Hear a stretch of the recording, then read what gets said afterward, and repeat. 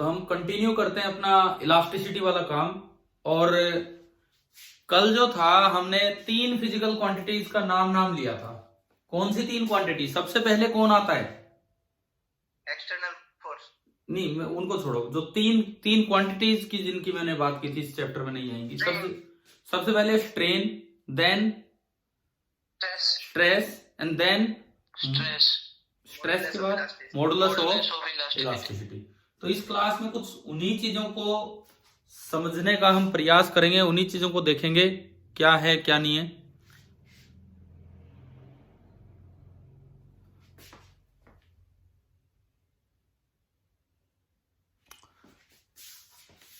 तो हमने स्ट्रेन को जस्ट एक तरह से डिफाइन किया था। ये लगा लो कि स्ट्रेन का मतलब क्या था? Change in configuration upon original configuration. अब हम इसमें स्ट्रेन को ही आगे बढ़ाते हैं। तो स्ट्रेन के अंदर जो पहला स्ट्रेन डिफाइन होता है, तो सबसे पहला स्ट्रेन जो डिफाइन होता है दैट इज लॉन्गिट्यूडिनल स्ट्रेन।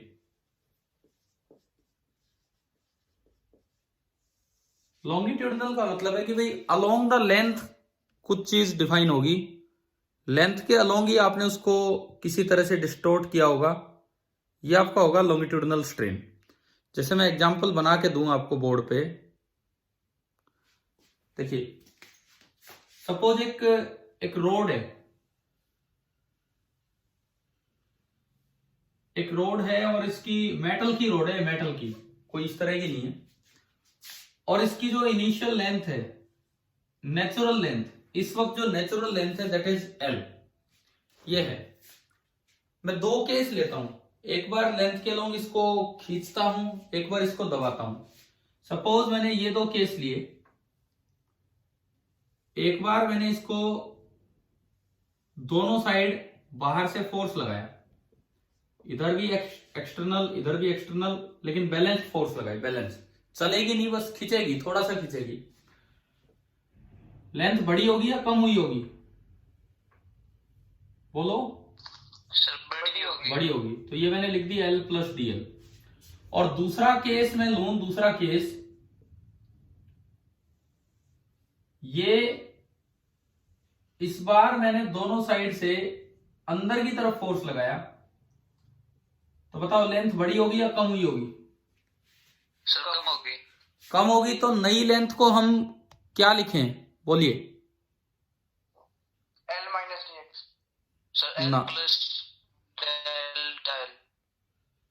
दोनों बच्चों ने अलग अलग जवाब दिया, एक कह रहा है L माइनस, एक कह रहा है L प्लस। तो क्या लिखनी चाहिए हमें, बताओ आप। पीछे अगर आपको ध्यान हो, पहले L प्लस डेल्टा। डेल्टा या DL वो तो एक ही बात है, वो तो छोटा है बड़ा है। अब मेटल की है तो बहुत बड़ा चेंज हो भी नहीं पाएगा। मेटल की ये रोड है, कोई रबर की नहीं है, तो बहुत बड़ा चेंज तो होगा नहीं, तो चेंज तो DL ही होगा। लेकिन हाँ, बिल्कुल सही। क्या हमने पहले कभी डिस्कस किया है कि हमेशा चेंज को प्लस के साथ लिखा जाता है? अब अगर ये लेंथ बड़ी है उससे, तो इधर तो DL पॉजिटिव है, और ये लेंथ छोटी है तो इधर DL क्यों लिखा जाता है? बताता हूं अभी। इन जनरल डी रिप्रेजेंट करता है चेंज को। चेंज में भी नेगेटिव, चेंज में भी पॉजिटिव। नेगेटिव चेंज कब बोला जाता है? जब कोई चीज कम हो। पॉजिटिव चेंज कब बोला जाता है? जब कोई चीज बढ़े। ठीक है, किसी भी क्वांटिटी में, चाहे कोई DS मैंने लिखा, DS कुछ भी लिखा, इट रिप्रेजेंट्स चेंज। अगर कोई चीज बड़ी है तो DS पॉजिटिव होगा, और अगर कोई चीज कम हुई है, S कम हुआ है, तो DS क्या होगा? नेगेटिव। और आपने उसको फिर घटा दिया। अगर आप लिखते L माइनस DL, मैं DL की बात कर लेता हूं। अगर लेंथ बड़ी है तो DL पॉजिटिव होता है, लेंथ कम हुई है तो DL चेंज नेगेटिव होता है। अब आप एक बात बताओ, अगर मैंने माइनस करके DL लिखा और DL खुद नेगेटिव है, तो माइनस माइनस जब वैल्यू पुट करेंगे तो क्या हो जाएगा? वो प्लस। तो वो तो बढ़ी जाएगी, जबकि असल में तो कम होनी चाहिए। तो आप आगे से याद रखें, हमेशा कोई भी चेंज हो, dx, dy, dz, ds, dt, सब कुछ प्लस dt प्लस dx यूं लिखना होता है। कोई कम हुआ होगा तो अपने आप dx नेगेटिव होता है। क्या क्लियर होगी ये वाली बात? Yes, sir. ठीक है, Yes, अब देखो sir. ये अलोंग द लेंथ जो चेंज हुआ, यहां जो स्ट्रेन आया इसको हम बोलते हैं लॉन्गिट्यूडिनल स्ट्रेन। अब लॉन्गिट्यूडिनल में भी ये दो नाम है।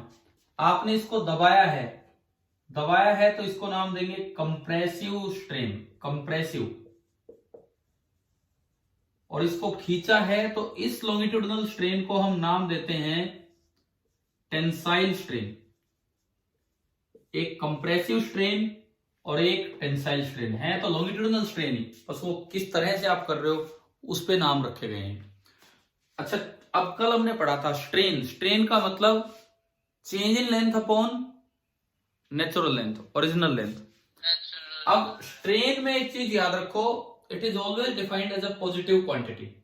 It is always defined as a positive quantity, मतलब चेंज का मोड लेना है डिवाइडेड बाई नेचुरल लेंथ। यहां भी चेंज का मोड लेना है डिवाइडेड बाई, अब देखो डीएल तो पॉजिटिव है, पॉजिटिव का मोड एज इट इज आएगा बाहर, और डीएल इधर नेगेटिव है, नेगेटिव का मॉडुलस लें तो क्या करें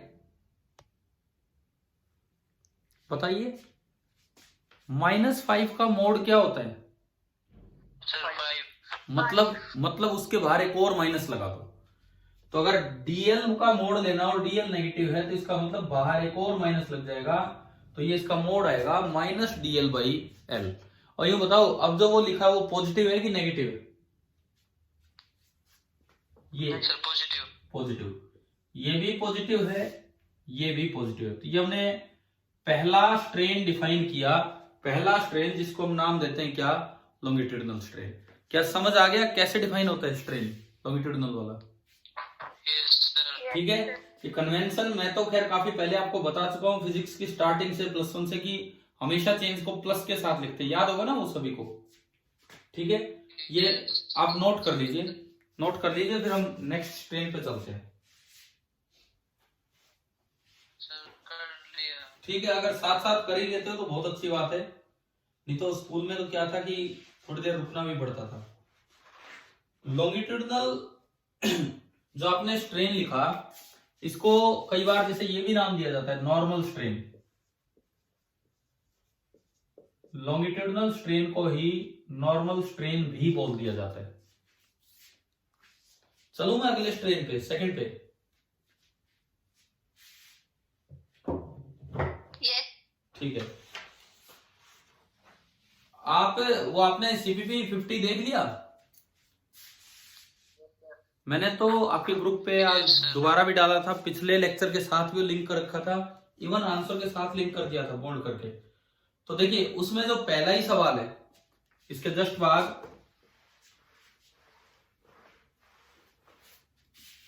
हम ले रहे हैं सीपीपी नंबर 50 का क्वेश्चन नंबर 1। देखो मैं बता देता हूं क्या था वो question. Wire is stretch to double its length. एक वायर थी, अभी वो अपनी नेचुरल लेंथ पे है, अभी वो अपनी नेचुरल लेंथ पे है L, और उसको खींचा, इस तरह से खींचा कि उसकी लेंथ ना डबल हो गई,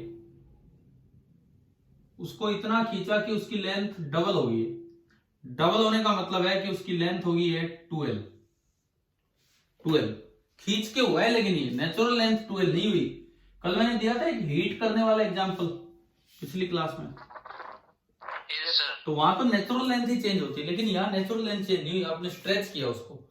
तो पूछा आपसे ये है कि लॉन्गिट्यूडिनल स्ट्रेन प्रोड्यूस्ड इज, और उसमें ऑप्शन है 2, 1.5 एंड 0। बताइए क्या आंसर आएगा? Sir, 1. हाँ डायरेक्ट है। स्ट्रेन अगर आप लिखें change in length 2L-L upon natural length जो इस समय है इसकी L, यानी कि ये स्ट्रेन आपका आ गया, और कितना आ गया? 1। नॉर्मली इतना स्ट्रेन नहीं हो पाता है क्योंकि मेटल की वायर्स को डबल करना इतना आसानी से पॉसिबल नहीं हो पाता कि हम यूं खींच के डबल कर दें। चलो भाई ये बताओ, यहां तक आया समझ? ठीक है, अब हम चलते हैं दूसरे स्ट्रेन पे। दूसरा जो टाइप है स्ट्रेन का, उसे बोला जाता है सियरिंग स्ट्रेन, या मैं लिख देता हूं नाम भी यहां,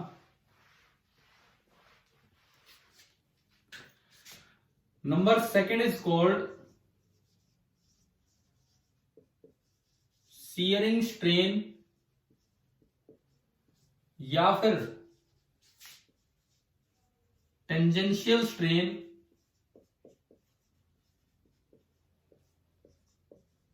या फिर shear. Shearing strain, tangential strain या खाली शियर वर्ड भी यूज कर दिया जाता है इस चीज के लिए। क्या टेंजेंशियल से क्या दिमाग में आता है, किस तरह का होगा ये? देखो जैसे मैं एक एग्जांपल देता हूं आपको टेंजेंशियल स्ट्रेन का। क्या एग्जांपल दें? सपोज ये एक डब्बा है मेरे पास, दिख रहा है? सिंपल कुछ नहीं है, एक बॉक्स है और कुछ भी नहीं है, नजर आ रहा है ना ये, है ना? अब मैं क्या करूं, मैं इस डब्बे में नीचे वाला एंड तो कर दूं फिक्स, ठीक है, और ऊपर वाले एंड पे एक फोर्स लगाऊं तो क्या ये थोड़ा तिरछा हो सकता है? नीचे वाला एंड तो फिक्स कर दिया मैंने नीचे जमीन पे, और ऊपर वाला एंड अब मैं समझ गए हो? जैसे ये तो फिर भी थोड़ा टाइट है, टाइट ही लेना था, बहुत हल्का नहीं लेना। मैं इतना फोर्स लगाऊं कि ऊपर वाला एंड थोड़ा सा तिरछा हो जाए, थोड़ा सा तिरछा। नीचे वाला एंड तो फिक्स है, ऊपर वाला एंड थोड़ा तिरछा हो जाए, तो अब जो चेंज होगा वो टेंजेंशियल टू द सरफेस हो रहा है। इस स्ट्रेन को क्या नाम दिया जाता है? शियरिंग या टेंजेंशियल स्ट्रेन। ठीक है, जैसे मान लो कोई भी सिंपल डब्बा है, गत्ते के डिब्बे में और भी आसानी से स्ट्रेन हो ही जाता है, आराम से हो जाता है, तो आप चौक का डिब्बा लेके उसमें भी कर सकते हो। ये फिक्स किया और ऊपर वाले एंड को ही तिरछा कर दिया। मैं बोर्ड पे दिखाता हूं क्या कैसे शियरिंग स्ट्रेन हम बनाए। सपोज ये था मेटल है, मेटल के क्यूब है,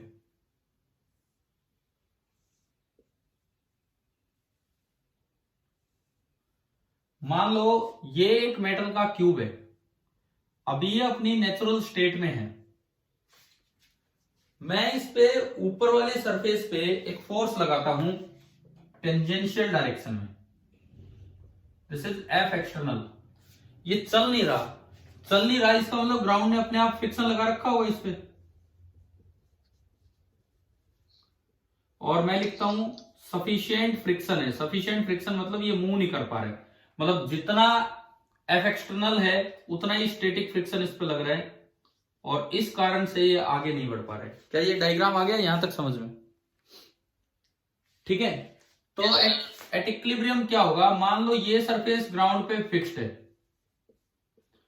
तो ये जो सरफेस है ये थोड़ा सा तिरछा हो जाएगा, थोड़ा सा, बहुत ज्यादा नहीं है, तो मेटल के सरफेस है, बहुत ज्यादा नहीं होगा, थोड़ा सा। ये वाली साइड थोड़ी ऐसी हो जानी है,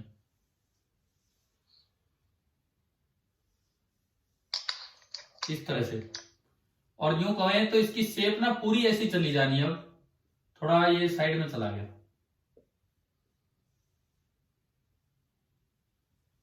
बताओ नई शेप समझ आ गई है डायग्राम की इस डिब्बे में? हाँ जी, क्लियर है? ठीक है, अब देखिए सपोज ये क्यूबॉइड था, मैं कहता हूं क्यूबॉइड था ऑफ एज लेंथ ए, तो ये लेंथ इसकी ए थी। ए है distance between fixed surface and moving surface, जो पैरेलल दो सरफेस है उनमें एक फिक्स एक मूविंग है, उनके बीच की डिस्टेंस हमने बोली ए। और आपके इस फोर्स की वजह से ये थोड़ा सा आगे चला गया।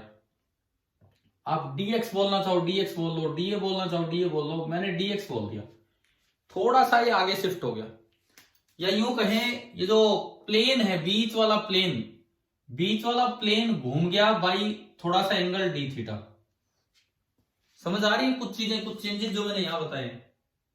Yes sir.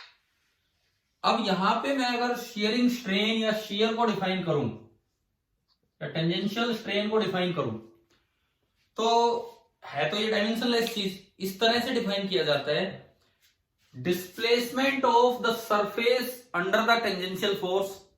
कितना डिस्प्लेसमेंट हुआ उसका जिस पे टेंजेंशियल फोर्स लगा है?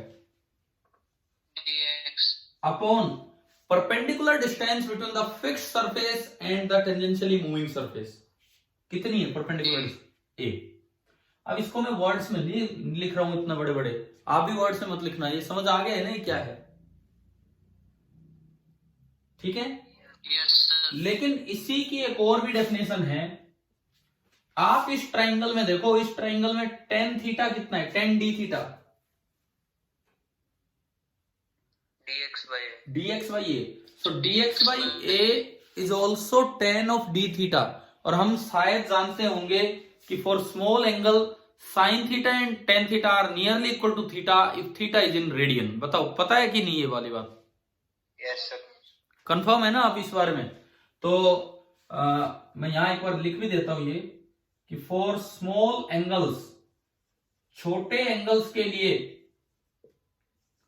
Sign theta and tan theta these are nearly equal to theta in radian. तो इसका ये मतलब है कि ये जो नॉर्मल टेंजेंशियल स्ट्रेस है, आप इसकी वैल्यू को डी थीटा भी लिख सकते हो अगर आप डी थीटा किस में लेके चल रहे हो, रेडियन में। क्या ये दूसरा टाइप ऑफ स्ट्रेन आपको समझ आ गया, सेकंड स्ट्रेन? Yes, sir. ठीक है। अच्छा, मैं यहां एक थोड़ा मैथमेटिकल पॉइंट आपसे पूछता हूं, ये कितने एंगल तक ये वैलिड होता है कि sine theta nearly equal to theta? कितना छोटा एंगल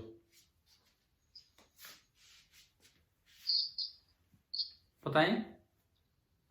5-6 radian. अब देखो 5-6 रेडियन मत बोलो, आप डिग्री में बात करो। हमारे पास एंगल डिग्री में होते हैं, हम उनके टर्म्स में फिर कन्वर्ट करके फिर लिखते हैं। मेरा सवाल ये है कि कितने एंगल तक आप डिग्री में कितना एंगल लेंगे साइन थीटा नियरली थीटा लिख पाए? Sir, 5 से 6 डिग्री क्या तक? अब मैं आपको थोड़ी सी आपकी आंखें खोलता हूं इस मामले में। पहले तो ये बताओ भाई, ये शियरिंग स्ट्रेन आ गया समझ? क्लियर है? ठीक है। अब देखिए, अब शियरिंग स्ट्रेन अगर समझ आ गया तो इसके बाद देखें आप,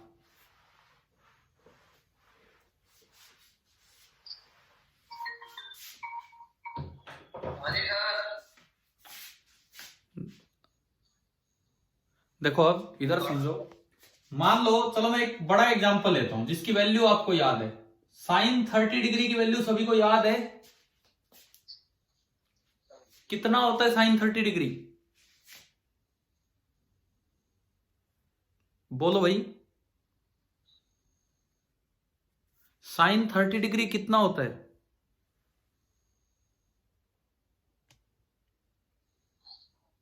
अरे आप लोगों ने बोलना क्यों बंद कर दिया?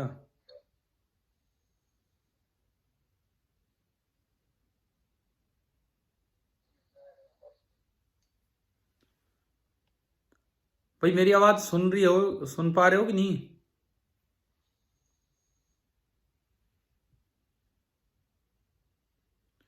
म्यूट कर दिए गए हैं आप, रुको।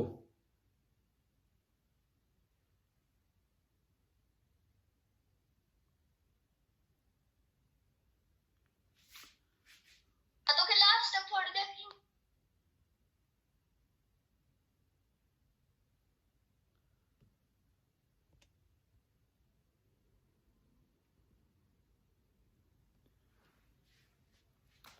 क्या आप अनम्यूट नहीं हो पा रहे हैं क्या अपने आप?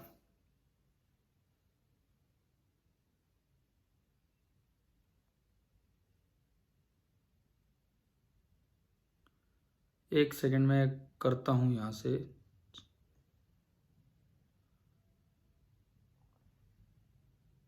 ये join general meeting, show name, show my video.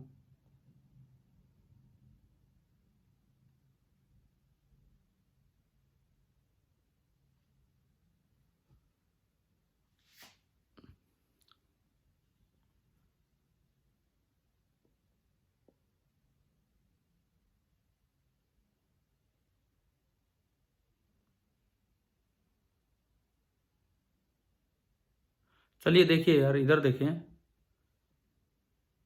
Sign 30 degree, sign 30 degree आप सभी को पता है कि साइन 30 डिग्री कितना होता है, 1/2। लगभग हर एक बच्चा जानता ही ये वैल्यू। तो अब मैं आपको एक आइडिया दे रहा हूं कि कहां तक जाके हम ये अप्रोक्सीमेशन यूज करें। वैसे तो ठीक है 5-10 डिग्री तक सही रहता है, लेकिन आप यहां भी देखो। मान लो आपको एंगल नहीं पता होता तो आप इसे रेडियन में कन्वर्ट करते, और आप सभी जानते हैं कि रेडियन में एंगल कन्वर्ट करने का ये तरीका होता है कि उसको पाई बाई 180 डिग्री से आप मल्टीप्लाई कर देते, डिग्री से डिग्री गया, तो ये आपका आया sine of pi by 6, radian में हो गया ये। अगर मान लो मैं 30 डिग्री पे भी अप्रोक्सीमेशन यूज करूं तो this is nearly equal to pi by 6, यानी कि आया 3.14 अपॉन 6। क्या लगभग लगभग ये हाफ के बराबर जा रहा है कि नहीं जा रहा है?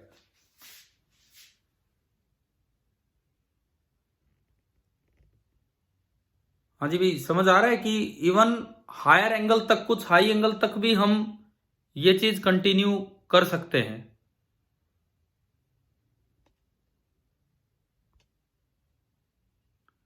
आप एक और देखो, आप अनम्यूट हो पा रहे हैं? Yes sir. Yes sir. तो मतलब इसका क्या मतलब है, कहां तक ये यूज करें, कहां तक ये यूज करें? आप कहीं तक भी यूज कर सकते हो, जब आपके पास एंगल ना हो तो आप ऐसे निकाल लेना। हाँ, थोड़ा सा ध्यान रखना, 30 से ऊपर ऐसे मत जाना। 30 पे लगभग लगभग हो गया ये। एक मैथमेटिकल पॉइंट ही मैं आपको समझा रहा हूं। क्या बीच में आपकी आवाज नहीं आ रही थी? क्या ये पॉइंट समझ आ गया सभी को? हाँ जी भाई बोलो, क्लियर है क्या ये वाली बात? इसके बाद देखें, सपोज कोई बड़ा एंगल भी हो, मान लो मैं साइन 60 डिग्री की बात करूं। साइन 60 डिग्री कितना होता है? कहां चली जाती है आपकी आवाज यार सभी की?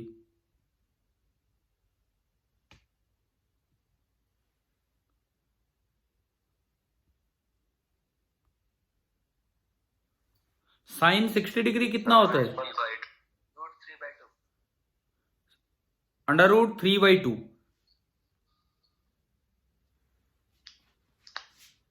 अब देखो, साइन 60 डिग्री होता है अंडर रूट 3/2। मुझे सपोज ये वैल्यू भी नहीं पता होती, तो भाई मैं यूं करता, साइन 60 डिग्री, आप इसको ब्रेक कर लो हाफ एंगल में, छोटा बना लो। ये फॉर्मूला सभी जानते हैं, 2 साइन 30 कोस 30, ठीक है। साइन 30 अभी अभी हमने अप्रोक्सीमेट वैल्यू निकाली, कितनी approximate value? 3.14 upon 6, nearly half. और कोस 30 वहां से आ जाएगा 1 माइनस हाफ का स्क्वायर। तो जब आप इसको भी सोल्व करेंगे तो आएगा अंडर रूट 3/2।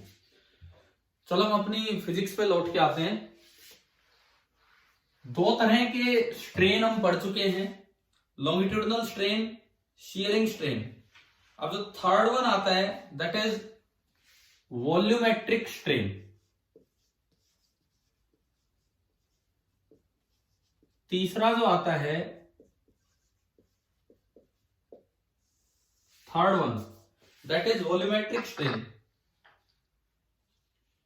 कि भाई वॉल्यूम में चेंज कैसे करें, वो चीज हमें देखनी है, वॉल्यूमेट्रिक स्ट्रेन।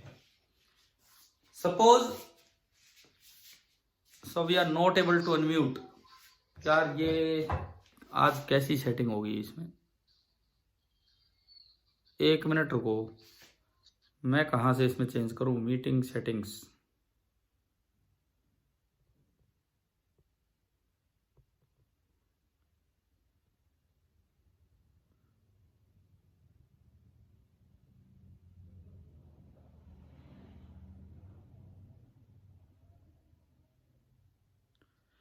अभी देखो, अभी अनम्यूट हो रहे हो। अभी एक आप कर लो, अपने आप को अनम्यूट किया, दोबारा फिर म्यूट हो जाते हो क्या? Yes sir. तो इसमें यार कोई दिख ही नहीं रहा मुझे तो ऐसा ऑप्शन। चलो कोई नहीं, देखते हैं, कोशिश करते रहो, बीच बीच में बोल पाओ तो बोलते रहो। अभी देखिए वॉल्यूमेट्रिक स्ट्रेन। वॉल्यूमेट्रिक स्ट्रेन क्या होता है? जैसे मान लो ये कोई एक मेटल की बॉल है, this is a ball, and अभी जो इसका नेचुरल वॉल्यूम है हवा में वो है V।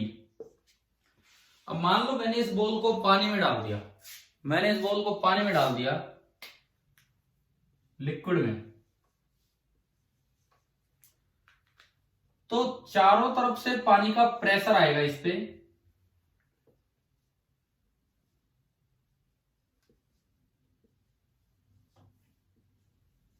एक दबाव आएगा चारों तरफ से, पानी का प्रेशर आएगा, उस पानी के प्रेशर की वजह से कोई भी पार्ट आप देखोगे, कोई भी पार्ट इसका सरफेस का पानी के प्रेशर की वजह से इस पे फोर्स लग रहा होगा, हर तरफ से यूं फोर्स लगेगा, पानी दबाएगा इसको, हर तरफ से यूं फोर्स लगेगा, तो इसका वॉल्यूम कुछ कम होगा कि कुछ ज्यादा होगा? Due to pressure of the liquid इसका वॉल्यूम डिक्रीज होगा कि इंक्रीज होगा? फिर गई आवाज। माना कि वॉल्यूम डिक्रीज होगा, लेकिन हम सभी जानते हैं चाहे डिक्रीज हो चाहे इंक्रीज हो, लिखा तो क्या जाएगा? V plus dV। अब dV यहां नेगेटिव होगा कि पॉजिटिव होगा इस केस में? ये जो केस है, इस पर्टिकुलर केस में जो dV होगा that will B negative. dV जो होगा दैट विल बी नेगेटिव। किसी बच्चे ने लिखा पॉजिटिव, पॉजिटिव नहीं होगा अनीस भाई, पॉजिटिव नहीं होगा। अभी अभी हमने थोड़ी देर पहले सीखा, जब कोई चीज कम होती है तो चेंज नेगेटिव होता है। ये चारों तरफ से दब रहा है, पानी के प्रेशर की वजह से दब रहा है, इट मींस वॉल्यूम थोड़ा सा कम होगा। चेंज तो ऐसे लिखा जाएगा V प्लस dV, लेकिन dV नेगेटिव होगा। तो अब आप यहाँ पे तीसरा स्ट्रेन डिफाइन करो कि वॉल्यूमेट्रिक स्ट्रेन क्या होगा। अगर मैं आपसे पूछूं यहाँ पे कि भाई वॉल्यूमेट्रिक स्ट्रेन क्या होगा, तो जिस तरह से हमने पिछले डिफाइन किए उस तरह से आप बोलिए क्या होगा वॉल्यूमेट्रिक स्ट्रेन। बोल सकते हो आप शायद 2 मिनट तो। Change in volume upon original dV by V। Mode dV by V। लेकिन dV खुद नेगेटिव है, dV खुद नेगेटिव है, तो इसे आप dV नहीं लिखेंगे, उसका मोड लेना है तो पॉजिटिव करने के लिए माइनस dV बनेगा, तो minus dV by V and that will B positive. तो ये हमारे 3 तरह के स्ट्रेन हो गए, 3 तरह के strain, longitudinal strain, shearing strain and volumetric strain. तीसरा स्ट्रेन आपका आया वॉल्यूमेट्रिक स्ट्रेन। क्लियर हो गया भाई? तीनों स्ट्रेन बताओ समझ आ गया कि नहीं? Yes sir. ठीक है। अब जो दूसरी चीज पे हम चले, स्ट्रेन से अगला पैरामीटर क्या था? स्ट्रेन से अगली फिजिकल क्वांटिटी क्या थी? स्ट्रेस। तो अब हम स्टार्ट करते हैं स्ट्रेस। पहले स्ट्रेन, फिर स्ट्रेस, फिर मॉडुलस ऑफ इलास्टिसिटी। 3 स्ट्रेन हमारी समझ आ गए हैं। लॉन्गिट्यूडिनल जिसके अंदर 2 नाम और दिए, टेंसाइल या कंप्रेसिव, दूसरा शियरिंग, और तीसरा आपका वॉल्यूमेट्रिक। अब मैं दूसरी चीज पे चलता हूं, दैट इज स्ट्रेस। अब देखो स्ट्रेस क्या होता है, इसकी डेफिनेशन क्या होती है। हम इसको सिंबल सिग्मा देंगे, कई तरह के सिंबल यूज होते रहे, हम इसको सिग्मा सिंबल देंगे, जो भी है सिग्मा सिंबल दे रहे होंगे। आप लोग मैसेज काफी भेज रहे हो, मैं देख नहीं पा रहा हूं।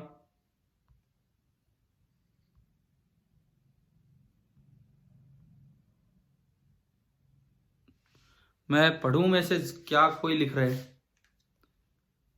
किसी बच्चे को होस्ट बना दो। ठीक है, मैं आपको होस्ट बनाता हूं।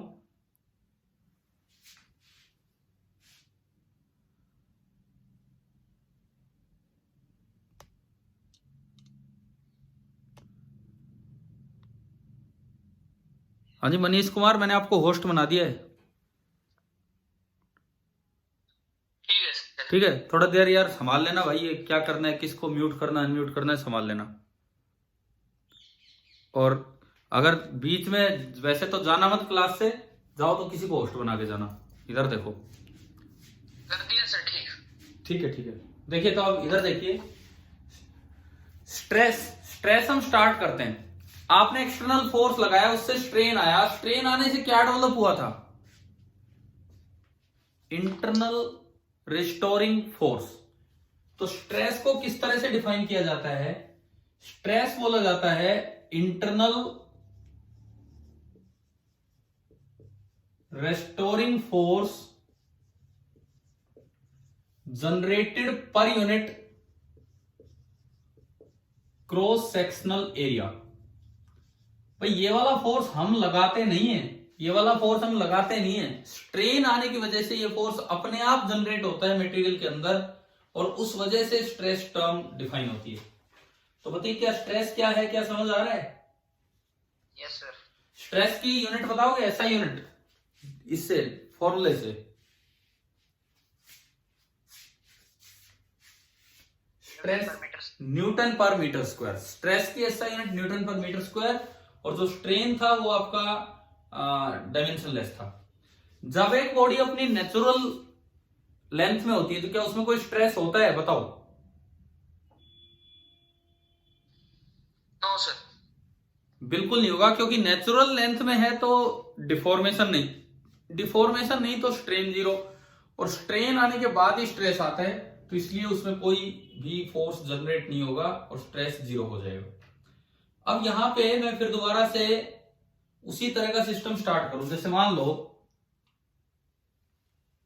सबसे पहले देखो, एक ही डायग्राम से मैं आपको दो स्ट्रेस इकट्ठे बताता हूं, लॉन्गिट्यूडनल एंड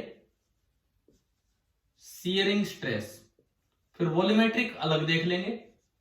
पहले हम देख रहे हैं लॉन्गिट्यूडनल एंड शियरिंग स्ट्रेस एक डायग्राम से। सपोज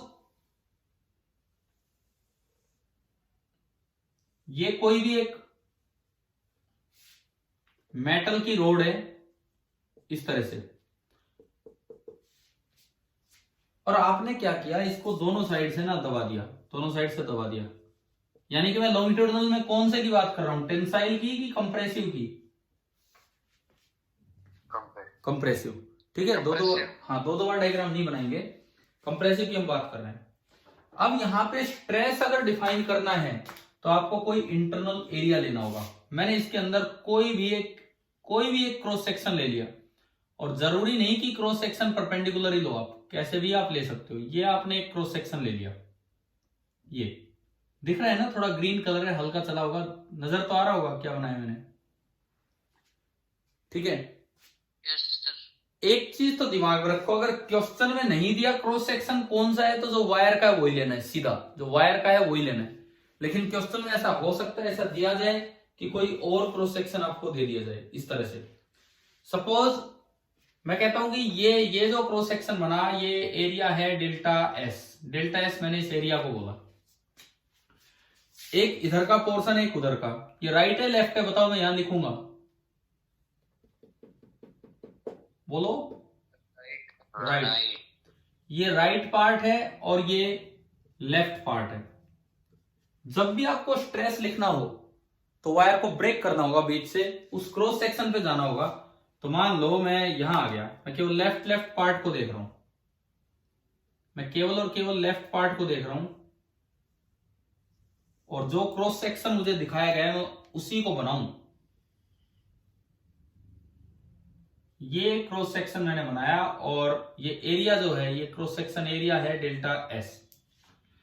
अब यहां कितना रिस्टोरिंग फोर्स जनरेट होगा पहले वो निकालो। वो कैसे निकालेंगे समझो, पहले पूरे पे ध्यान दो। क्या पूरी रोड रेस्ट पे है कि मोशन में है? पूरी रोड एक्सेलरेशन में है कि रेस्ट पे? क्योंकि दोनों साइड से फोर्स बराबर है, एफ नेट जीरो है।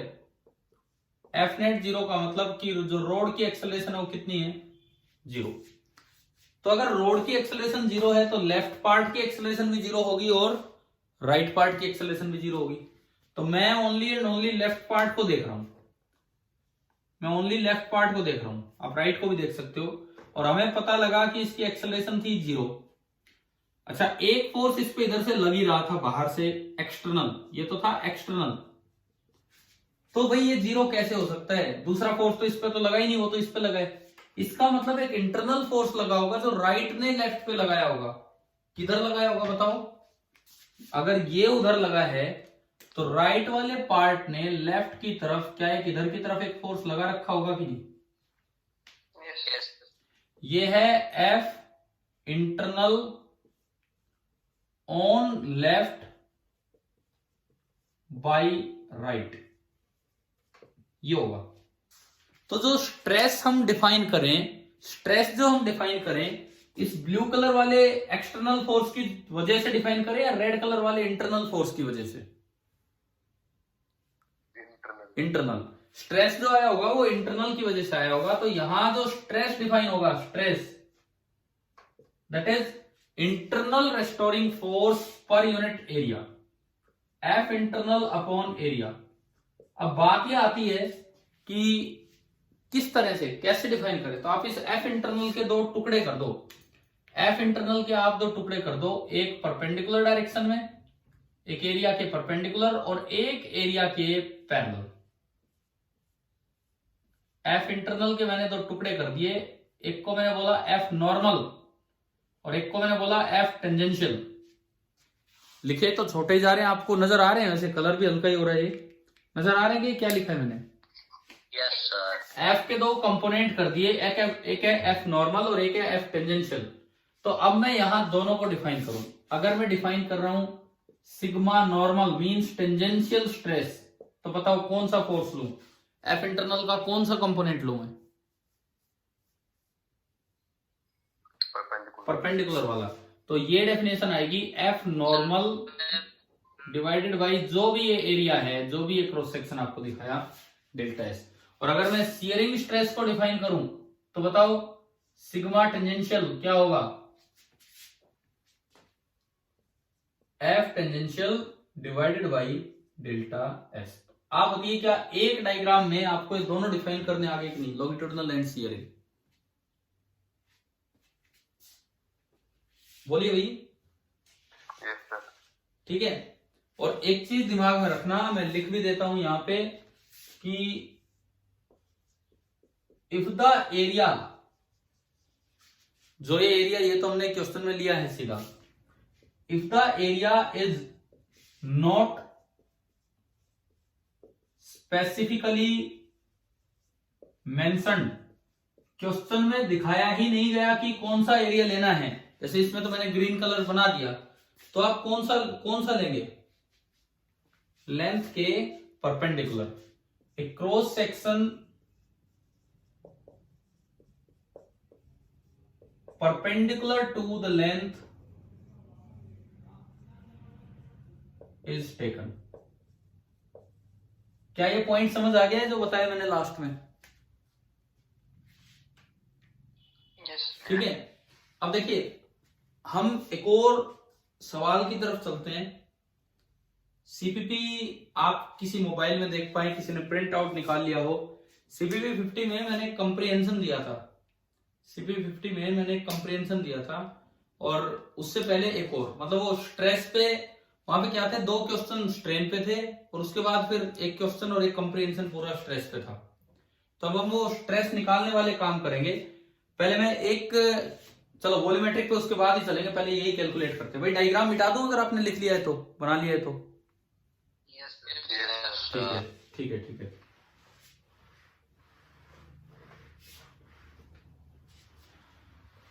अब देखिए स्ट्रेस पे एक दो सवाल लेते हैं। आपके इस सीपीपी 50 का मैं लेके चल रहा हूं question number 3, CPP 50 question number 3। और जो आपको मैंने दोबारा सीपीपी 50 दिया था आपके ग्रुप पे आज, उस पे मैंने ना वो क्वेश्चन ऐड कर दिया नीचे, रोटेशन वाला, देखा है किसी ने, किसी भी बच्चे ने? Yes, sir. जो कल जो स्टार्टिंग क्वेश्चन डिस्कस हुआ था उसमें ऐड कर दिया वहां पे। ठीक है, तो अभी देखो थर्ड क्वेश्चन ये क्या कहता है, a wire is suspended from the ceiling and stretched under the action of a weight F suspended from its other end. ये सीलिंग छत है, छत पे अटैच कर दी एक वायर, छत पे एक वायर अटैच कर दी,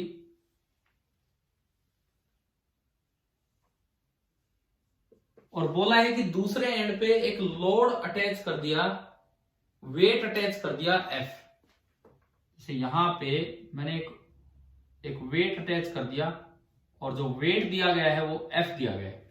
ये अरेंजमेंट है, इस तरह की अरेंजमेंट है। तो अब इसमें लिखा है the force exerted by the ceiling on it is equal and opposite to its weight. ये जो नीचे जो आपने वेट अटैच किया है, नीचे जो भी वेट एफ अटैच किया है, ऊपर जो छत ने जो फोर्स लगाया होगा वो बिल्कुल इतना ही लगा रखा है जितना ये है, यानी कि कितना है, F है, ये दिया गया है। इसमें लिखा है the force exerted by the ceiling on it is equal and opposite to its weight. Its weight मतलब ये जो नीचे लटका दिया वो वेट है, बस सीधा, ठीक है। टेंसाइल स्ट्रेस, पहली बात वर्ड कंप्रेसिव क्यों नहीं आया यहाँ पे, बताओ, इसकी शेप देख के बताओ, टेंसाइल सही है कि कंप्रेसिव सही है रोड के लिए? टेंसाइल, क्योंकि दोनों साइड से खींचा जा रहा है इसको।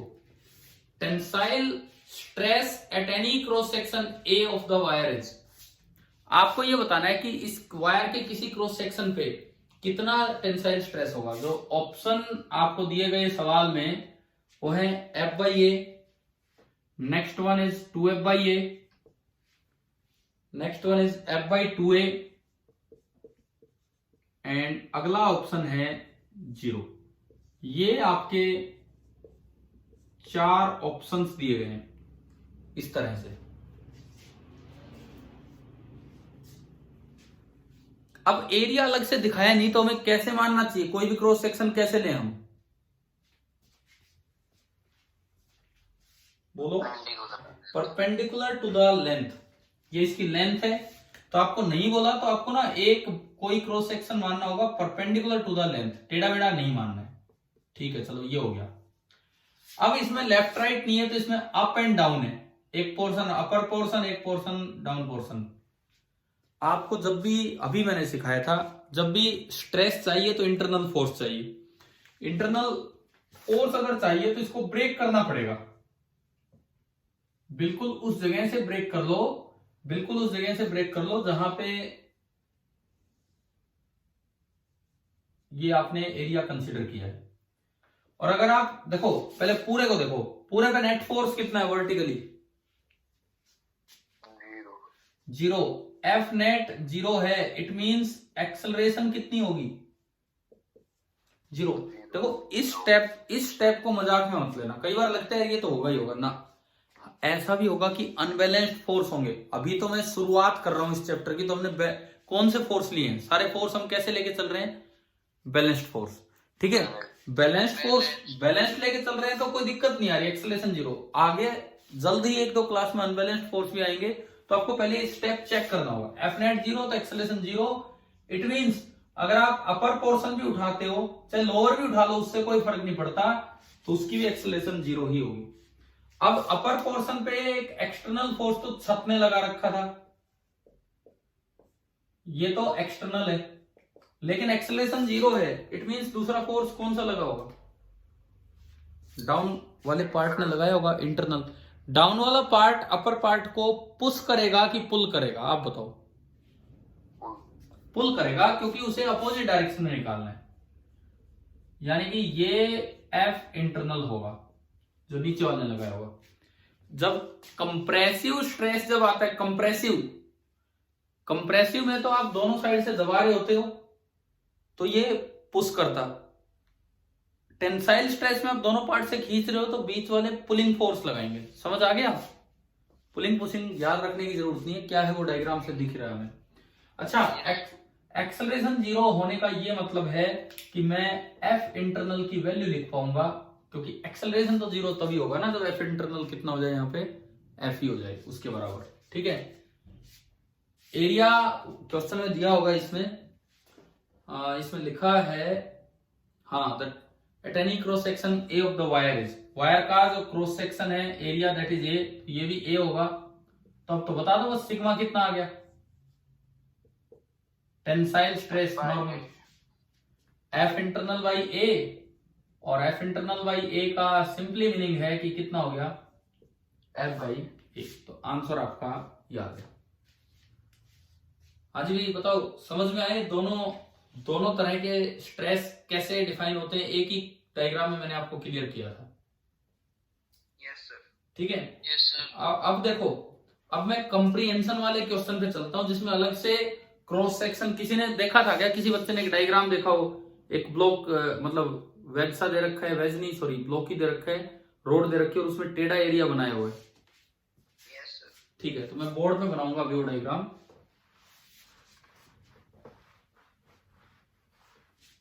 अभी हम आएंगे अपने कंप्रीहेंशन वाले पार्ट पे, और वहां पे क्वेश्चन नंबर हम लेंगे 4, 5 एंड 6, CPP 50 के क्वेश्चन नंबर 4, 5 एंड 6।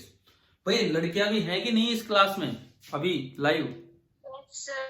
ठीक है, आप ही हो या और भी कोई है? Yes, sir. 1, 2, Sir. ठीक है ठीक है ठीक है ठीक है। देखिए तो इधर सुने, ये एक डायग्राम है। आपको इस तरह से कोई ब्लॉक दिया गया है, क्यूबॉइड होगा या जैसा भी है, क्यूबॉइडल ब्लॉक है इस तरह से।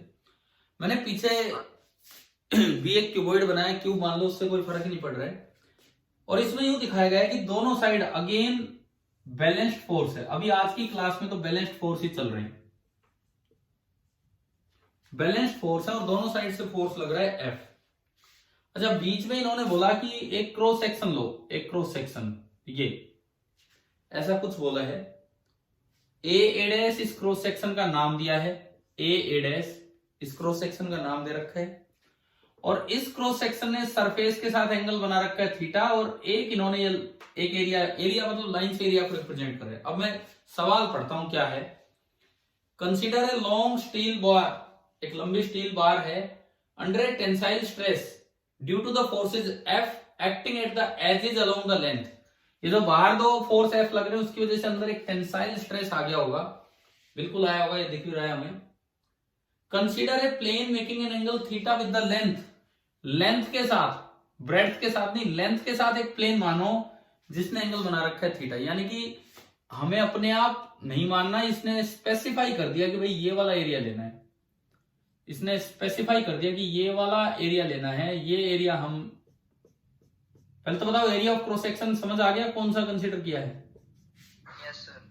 ठीक है, आगे सुने। और सबसे ऊपर जो क्वेश्चन की स्टार्टिंग लाइन थी उसमें लिखा था the cross sectional area of the bar B A. मतलब ये जो एरिया है ना, ये जो क्रॉस सेक्शन है ये आपका ए है।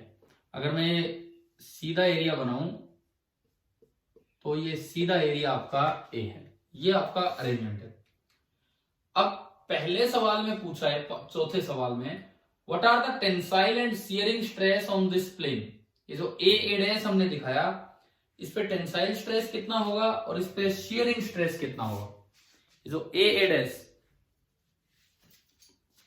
टेंसाइल स्ट्रेस होता है sigma normal and shearing stress होता है सिग्मा टेंजेंशियल। जस्ट अभी जो चीज सीखी उसको अप्लाई करने का समय है, उसको ढंग से लगाने का समय है कि कैसे लगाएं उसको। देखिए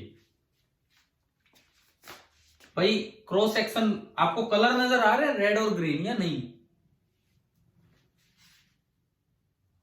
No, sir. नहीं आ रहे, नहीं आ रहे कोई नहीं। तो ये जो टेढ़े वाला एरिया है, मैं ग्रीन और रेड छोड़ो, ये तो वो प्लेन है जो हमें कंसीडर करना है। और ये वो प्लेन है जो हमें दिया गया है वैसे कि भाई एरिया ए है। तो मैं ग्रीन मतलब ये जो प्लेन कंसीडर करना है ए डैश, उसके एक साइड लेफ्ट पार्ट है, एक साइड राइट पार्ट है। कोई सा भी पार्ट मानो, कोई सा भी पार्ट। सपोज मैंने ये वाला पार्ट कंसीडर किया, लेफ्ट वाला पार्ट, और ये है आपका एरिया ऑफ क्रॉस सेक्शन। अच्छा, क्वेश्चन में हमें ये एरिया तो ए दिया गया है, मैं इसको ए डैश मान लू, ए डैश, ए से तो अलग है वो एरिया, ए डैश मैंने माना। आप सबसे पहले ये बताओ, ये बैलेंस्ड फोर्स लग रहे हैं इस पे कि अनबैलेंस्ड? पूरी रोड पे बैलेंस्ड, यानी कि एफ नेट कितना है इसका? 0 है ना भाई। एफ नेट 0 तो एक्सेलरेशन कितनी होगी? 0। तो अगर मैं इसको भी देखूं, इसकी भी एक्सेलरेशन 0 है, तो इस पे तो केवल एक ही फोर्स है, पुल हो रहा है इधर से। तो दूसरा कौन सा फोर्स होगा जो इस पे हमें नहीं नजर आ रहा है? Internal force. और इसको बैलेंस करने के लिए बिल्कुल इससे अपोजिट डायरेक्शन में इतना ही होगा, एफ इंटरनल। और क्योंकि एक्सेलरेशन 0 है तो एफ इंटरनल का भी मैग्नीट्यूड कितना हो जाएगा? एफ ही हो जाएगा। अब आप बताओ, सिग्मा एन कैसे डिफाइन किया था हमने यहां पे, और सिग्मा टी कैसे डिफाइन किया था यहां पे? सिग्मा एन कैसे डिफाइन किया था और सिग्मा टी कैसे डिफाइन किया था? कंपोनेंट बनाने, कंपोनेंट करने पड़ेंगे, बिल्कुल सही बात। आपको इस एफ के, एक तो एफ नॉर्मल जो इसके परपेंडिकुलर होगा, छोटा होता है कंपोनेंट हमेशा, रेक्टेंगुलर कंपोनेंट है ये, और एक एफ टेंजेंशियल ये वाला। तो भाई एंगल ढूंढ के लाओ। देखो आपको दिया गया था कि ये वाला एंगल कितना है, थीटा, है ना, लेंथ के साथ ये एंगल थीटा। इट मींस ये वाला एंगल भी थीटा। सही बनाया मैंने, कोरस्पॉन्डिंग एंगल। Yes sir. तो एफ टी तो कितना होगा tangential, F cos theta, F cos theta, and F normal, F sin theta. F sine theta. चलिए अब मैं चलूं सिग्मा एन और सिग्मा टी लिखने की तरफ। सिग्मा एन कितना आया, सिग्मा नॉर्मल, सिग्मा लॉन्गिट्यूडिनल या sigma F cos tangential, theta upon दोबारा बोलो, सिग्मा नॉर्मल कितना आएगा, sigma F sin theta sigma normal ये वाला है, एफ नॉर्मल अपॉन अपॉन क्या, डेल्टा एस। ये ए डैश, ए नहीं ए डैश। एफ नॉर्मल है F sine theta upon A dash. अभी हम आएंगे, ए डैश नहीं पता मुझे अभी। और सिग्मा शेयरिंग कितना होगा, जिसको मैं टेंजेंशियल बोलता हूं, sigma shearing F cos theta upon F tangential upon A dash, और ये आपका होगा F cos theta upon A. ये आपका होगा सिग्मा शेयरिंग, ए नहीं सॉरी ए डैश। अब मुझे यार ये बताओ ए डैश में कहां से लाऊं, मुझे तो ये एरिया दिया है, ये आप एरिया की ट्रायंगल देखो, एरिया की ट्रायंगल, तीसरी साइड ये मान लो, एरिया की अपनी यार ट्रायंगल होती है, सबकी अपनी अपनी ट्रायंगल चलती है। वो एंगल थीटा तो ये भी थीटा होगा, अल्टरनेट इंटीरियर,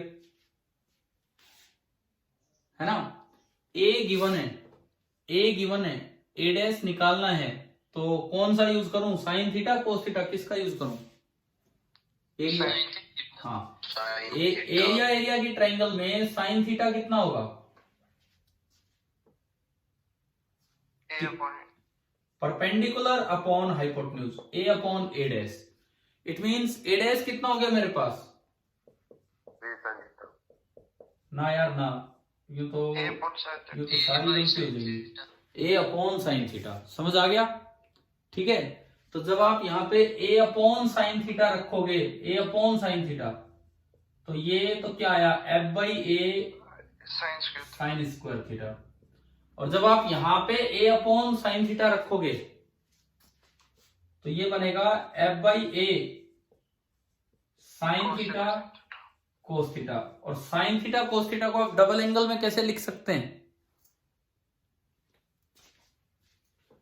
कोस तो था ही, साइन से टू से मैंने मल्टीप्लाई किया, और two sine theta cos theta क्या होता है, साइन टू थीटा।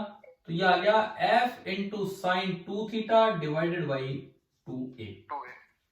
तो आपका बिल्कुल ऐसा ऑप्शन होगा, पहला ऑप्शन। पहले ऑप्शन में लिखता है कि टेंसाइल स्ट्रेस तो होगा F by A into sine square theta, मतलब ये, और कंप्रेसिव स्ट्रेस होगा F by 2a into sine to theta. बिल्कुल सही है, यही लिखा हुआ है।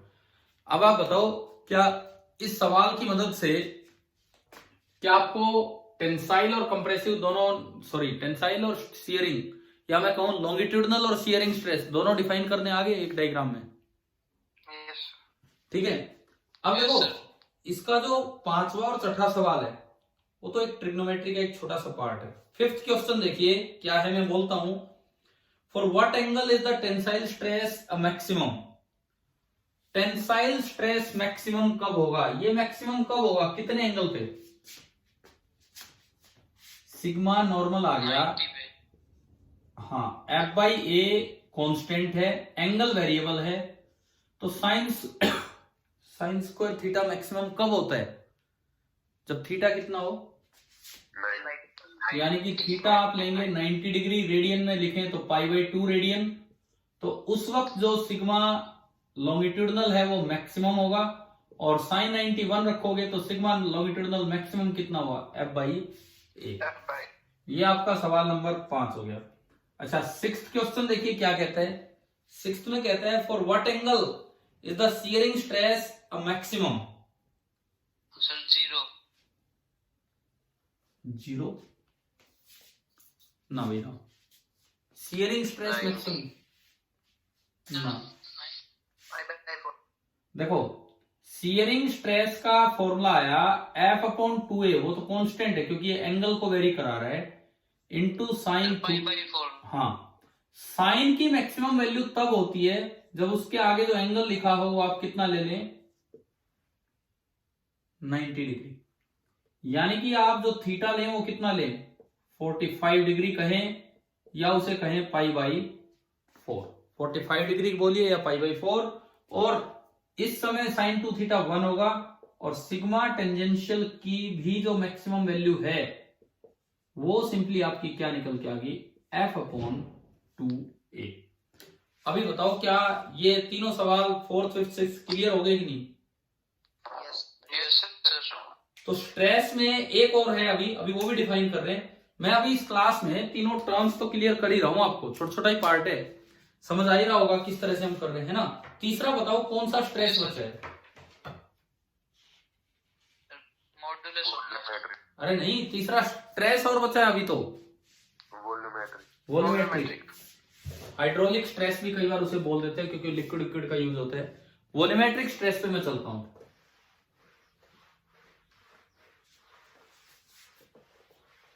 भाई कॉपी अच्छे से बनाना यार, ऐसा मत उम्मीद करना कि बार बार ये काम हम स्कूल में दोबारा करें। ढंग से ही हो रहा है ना, यहाँ समझ आ रहा है यार एक बच्चे को? Yes sir. मतलब थोड़ा स्कूल जैसी फीलिंग लग रही है कि नहीं, कॉपी वॉपी लिखते हो तब उस तरह का, क्योंकि नहीं तो फिर टाइम का है इतना दोबारा दोबारा करना। ठीक है, तीसरा जो हम ले रहे हैं वॉल्यूमेट्रिक, या ये लिक्विड में ज्यादा यूज होता है तो इसे हाइड्रोलिक स्ट्रेस भी बोल देते हैं।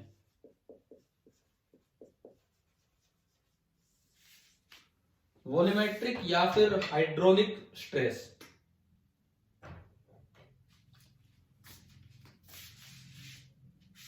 आज एक बच्चे ने एक सवाल भेजा यार, रोटेशनल कोलिजन पे करवा तो दिया ना मैंने आपको, रोटेशनल कोलिजन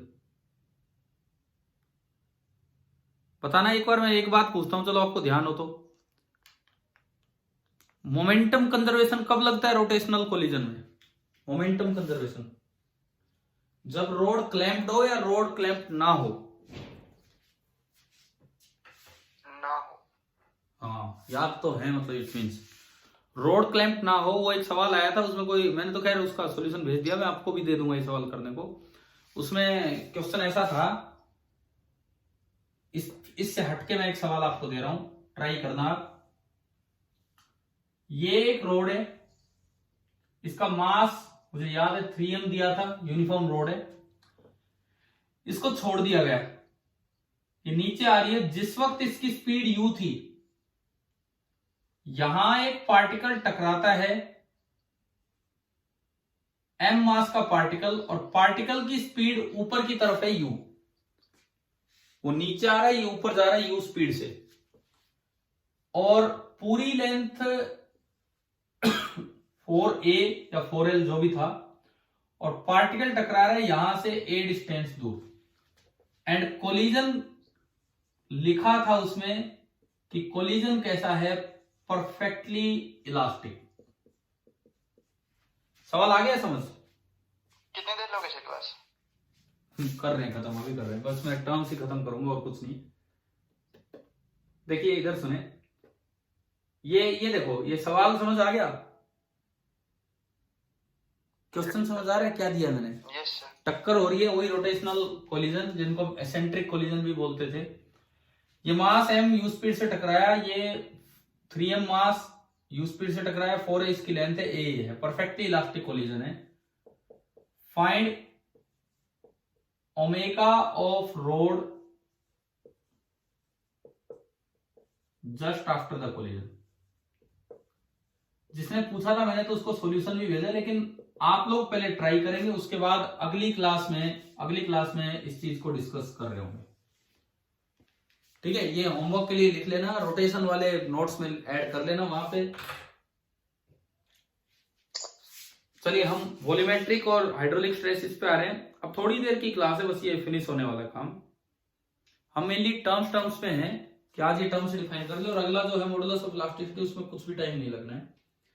देखो वॉल्यूमेट्रिक स्ट्रेस का क्या मतलब है, आपने किसी ऑब्जेक्ट को, ये हटा दूं क्या मैं, ये नोट हो गया आपका, yes. इस चैप्टर से हटा के इसको लिखना कहीं, रोटेशन में अपना ऐड कर लेना और ये ट्राई करना। देखिए, और अगली क्लास में खुद याद दिलाना कि हाँ ये काम दिया था। आपने एक मेटल की बॉल ली और उसको पानी के अंदर डाल दिया,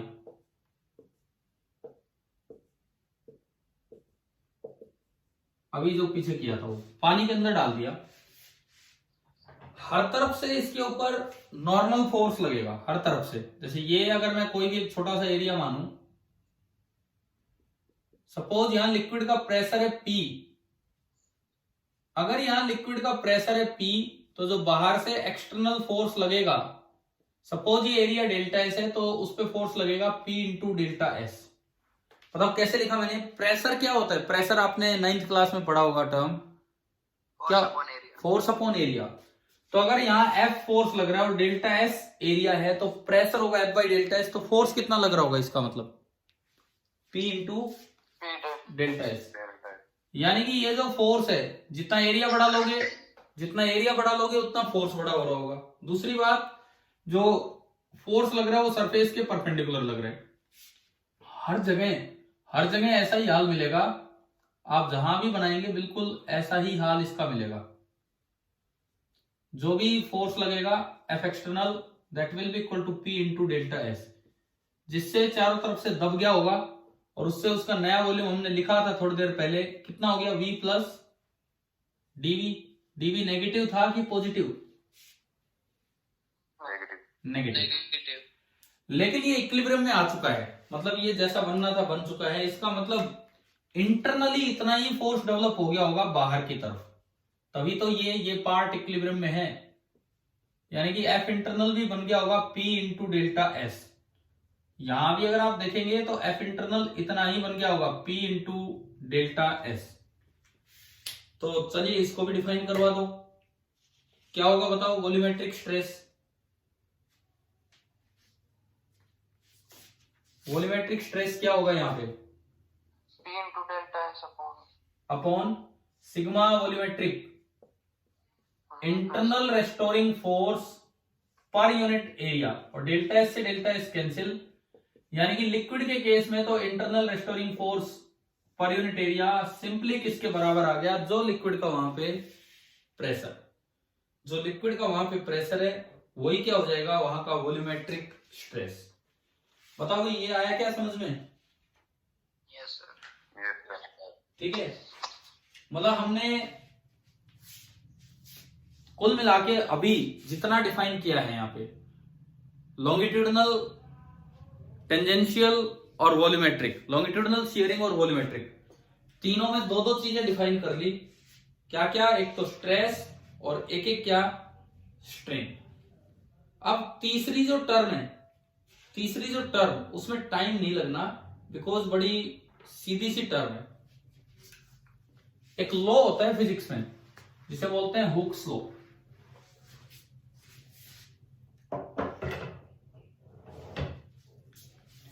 एक लॉ होता है, क्योंकि तीसरा तो एक कांस्टेंट है, उस लॉ में जो कांस्टेंट आएगा वही मॉडुलस ऑफ इलास्टिसिटी होगा, हुक्स लॉ। आप मुझे बताओ, स्ट्रेस स्ट्रेन के डायरेक्टली प्रोपोर्शनल है, स्ट्रेन स्ट्रेस के? मतलब स्ट्रेस स्ट्रेन पे डिपेंड करेगा, स्ट्रेन स्ट्रेस पे? Stress on strain. तो हुक ने एक बात बताई थी, रॉबर्ट हुक एक साइंटिस्ट थे जिन्होंने ये बताया था कि फॉर स्मॉल डिफॉर्मेशंस, कि बहुत लंबे डिफॉर्मेशन के लिए तो नहीं, बहुत बड़े डिफॉर्मेशन के लिए नहीं, फॉर स्मॉल डिफॉर्मेशंस जो स्ट्रेस होता है, stress that is directly proportional to strain. यानी कि sigma was directly proportional to epsilon. और यहां पे जो प्रोपोर्शनलिटी कांस्टेंट आता है उसको हम कैपिटल ई से डिनोट कर देते हैं, where capital E is known as modulus of elasticity। यानी कि मेरे पास मॉडुलस ऑफ इलास्टिसिटी की डेफिनेशन सीधी सी आई कि मॉडुलस ऑफ इलास्टिसिटी होता है, सिंपली एक डेफिनेशन आ गई, स्ट्रेस अपॉन स्ट्रेन। एक मटेरियल का कांस्टेंट है ये, और ये होगा स्ट्रेस अपॉन स्ट्रेन। बताओ ये आया समझ क्या है तीसरी टर्म? Yes sir. ठीक है, ये आपकी थर्ड टर्म है। अब इसमें बात ये है, इसकी एसआई यूनिट बता दो, बड़ी आसान है, यही आपको दिख ही रहा है इसकी एसआई यूनिट।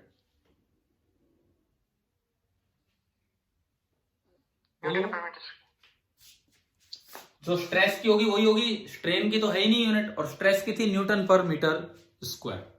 ठीक है, अब मॉडुलस ऑफ इलास्टिसिटी में 3 नाम यूज किए जाते हैं, बस वो नाम आज का आखिरी काम हम कर रहे हैं। पहला, उसको बोला जाता है यंग्स मॉडुलस ऑफ इलास्टिसिटी। देखो आपने 3 तरह के स्ट्रेस पढ़े, उससे पहले 3 ही तरह के स्ट्रेन पढ़े ना, तो कौन सा स्ट्रेस ले रहे हो, कौन सा, वो तो एक के साथ एक ही आएगा। पहला स्ट्रेस और पहला स्ट्रेन कौन सी टाइप का था? पहले का नाम क्या था जो बिल्कुल पहला हमने पढ़ा? लॉन्गिट्यूडनल। तो नंबर 1 जो मॉडुलस है उसको बोलते हैं यंग्स मॉडुलस। मॉडुलस का प्लूरल मॉडुली होता है, MODULI इस तरह से। वो 3 मॉडुलस इसलिए मॉडुली भी लिख देते हैं। यंग्स मॉडुलस की डेफिनेशन आ गई, longitudinal stress divided by longitudinal strain. Symbol इसको y दे दिया जाता है। बताओ पहली टर्म समझ आई? ठीक है। Yes sir. सेकंड जो होता है उसको शियर मॉडुलस भी बोल देते हैं, या फिर मॉडुलस ऑफ रिजिडिटी भी बोल देते हैं, या फिर टॉर्जनल मॉडुलस भी बोल देते हैं।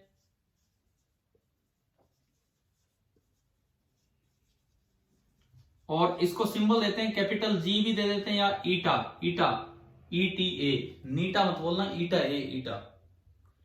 इसकी डेफिनेशन बता दो क्या होगा?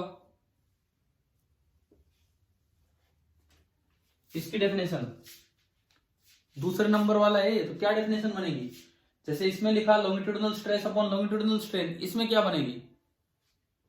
Shearing stress upon shearing strain. लिख लो, आप खुद ही लिख लो। This is equal to shearing stress divided by shearing strain. And third and last, उसको नाम दिया जाता है बल्क मॉडुलस। सिंबल हम B देंगे उसको, बल्क मॉडुलस। बता दो तो आप इसकी डेफिनेशन क्या होनी चाहिए, बताओ। वॉल्यूमेट्रिक स्ट्रेन अपॉन वॉल्यूमेट्रिक, आगे बोलो। Stress, volumetric stress upon volumetric strain. अब ये मॉडुलस इनकी डिटेल और अनबैलेंस्ड फोर्स ये हम लेंगे अगली क्लास में। आप ये बताओ आज की क्लास में तीनों टर्म्स तक का काम समझ आ गया? आज भी क्लियर है क्या? यहां तक बोलिए। ठीक है, अब सुनो, आपका जो CPP 50 है, इससे पहले पेज पे तो मैंने वो दिया है, मींस सिलेबस। दूसरे पेज पे 6 सवाल हैं, 4, 5, 6 अभी हमने कर लिए कंप्रीहेंशन के, थर्ड भी कर लिया, फर्स्ट भी कर लिया। एक क्वेश्चन आपके लिए बचा है, क्वेश्चन नंबर 2, वो आप इस क्लास के बाद अपना ट्राई करेंगे। ठीक है, ठीक है, आगे हम कल पढ़ते हैं।